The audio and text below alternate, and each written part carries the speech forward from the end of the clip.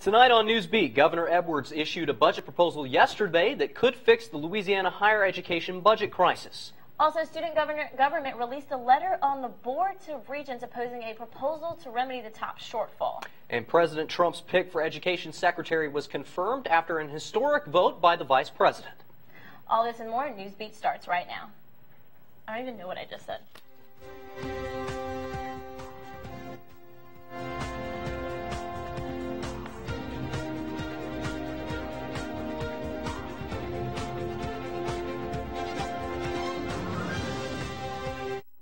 Hello and welcome to Newsbeat. I'm Nadine Obustada. And I'm Matt Houston. Thank you for joining us. Today, for the first time in history, the vice president voted as a tiebreaker to confirm a presidential cabinet appointment. The Senate confirmed Betsy DeVos as education secretary after Vice President Mike Pence broke the 50-50 vote. Two Republicans voted against DeVos, Susan Collins of Maine and Lisa Murkowski of Alaska. Collins and Murkowski said they were influenced by thousands of constituents urging them to reject the nomination. DeVos is a wealthy donor dedicated to expanding educational choice through charter schools and vouchers. However, she's been criticized for her limited experience with the public school system. Equally divided, the vice president votes in the affirmative and the nomination is confirmed.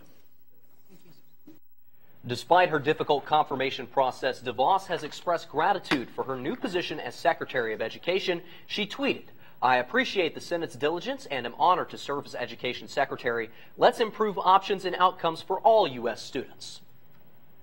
LSU President F. King Alexander sent an email to students yesterday that has a mini hopeful for the future of higher education.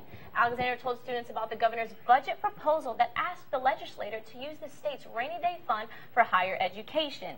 He noted that $119 million exists for situations such as Louisiana's current budget deficit. The legislature will address the budget proposal during the special session that will take place on February 13th. This session is expected to end no later than February 22nd. Updates will be posted at www.lsu.edu/budget. As the legislature prepares to tackle the budget deficit, LSU Student Government President Zach Faircloth wrote a letter to the Board of Regents opposing a draft response to Act 619. Act 619 seeks to provide a roadmap for optimal delivery of post-secondary education by addressing areas such as finance, facilities, and workforce readiness. Student government said the proposal will drive talented Louisiana students out of state, comparing it to Louisiana athletes playing for schools in other states. Faircloth dubbed this a brain tax, providing little incentive for excellent students to attend Louisiana universities. For example, the letter states that the Regent staff recommends an annual 30-credit-hour requirement for TOPS, while rival universities don't demand such requirements. Ultimately, SG says that other states realize the ongoing talent war between universities helps them have innovative economies. Nothing says community like a pot of gumbo. Luckily, there was no shortage of the savory soup downtown as local cooks went head-to-head to find out who could make the best bowl for a good cause. Reporter Blaze LaCour has the story.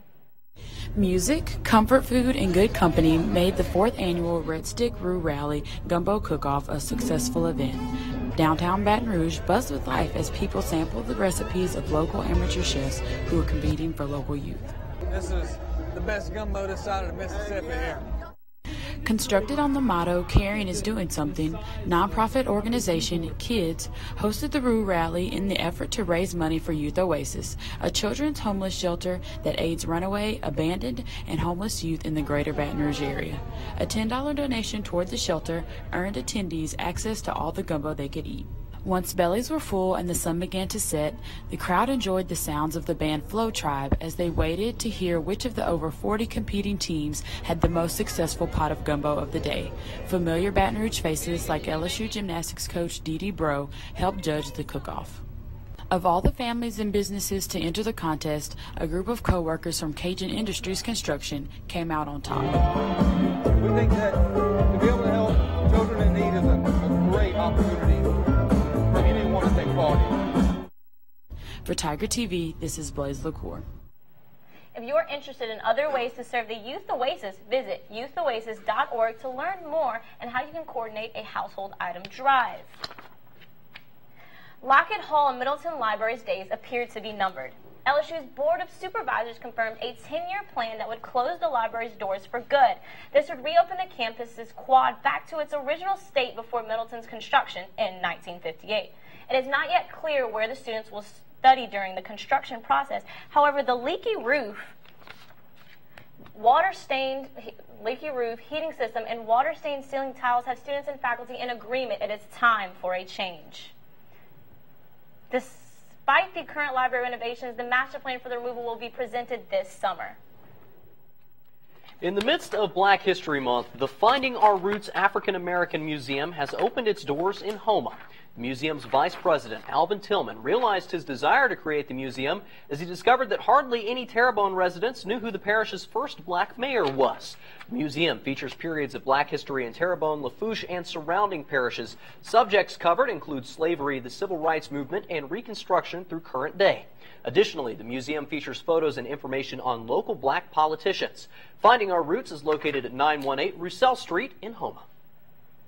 After the break, Tiger TV reporter Trey Kubion joins us for this week's Crime Brief. We'll be right back. A 35-year-old Florida man was arrested after allegedly video recording a track athlete changing in a restroom during a track meet at the university. According to arrest records, on Friday, February 3rd, around 7:15 p.m., a landmark security officer approached a police officer at the meet and stated that a man wearing all black was video recording people in the men's restroom.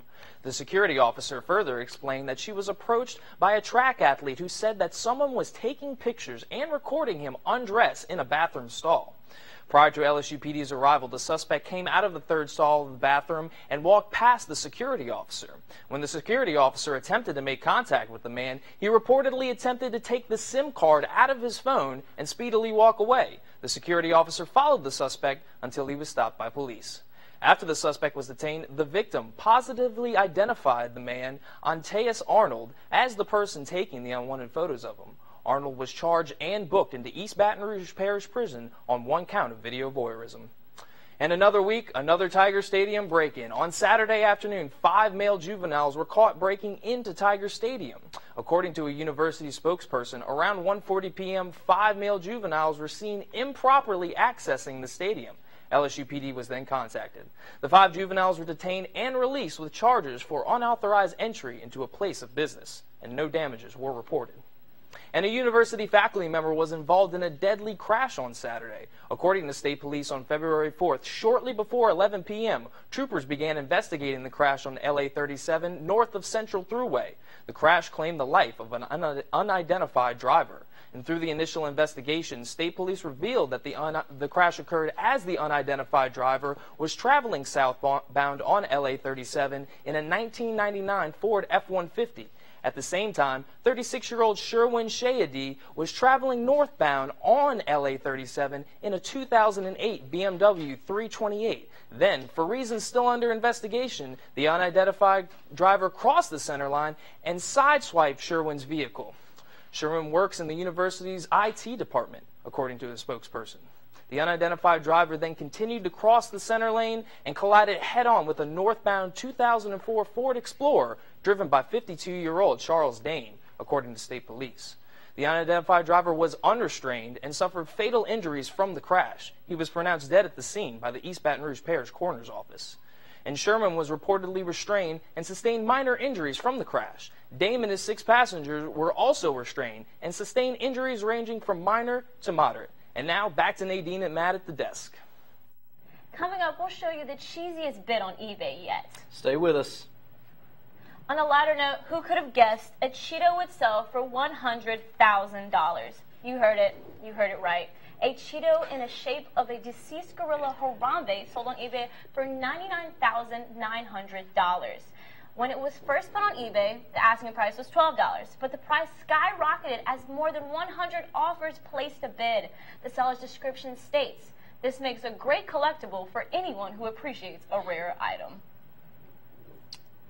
That's all we have for this evening. For more, you can follow us on Twitter and Instagram at LSU Tiger TV, and we're also always online at lsunow.com. I'm Matt Houston.